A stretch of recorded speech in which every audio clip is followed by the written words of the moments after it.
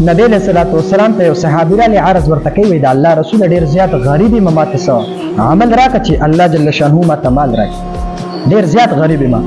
نبی علیہ الصلوۃ والسلام ورته او فرمایي و ای زما محبوب صحابي زته ته یو عمل هم دا عمل شروع کا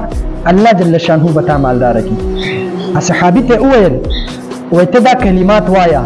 د سحر د مزنا مخ کی کله چې د سحر د اذانونه کیږي کنه صبح صادق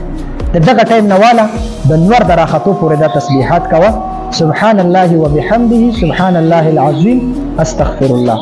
کله چې صحابي لاړ هغه عمل شروع کو سوخ بعد را لوي دا الله رسوله الله دمر مال ما تراکو کنه دا يخودو زي را سره نشته دمر بهترین عمل لخه نو دا عمل چرته متري الله جل شانه به تاسو باندې د رزق دروازې کولاو کی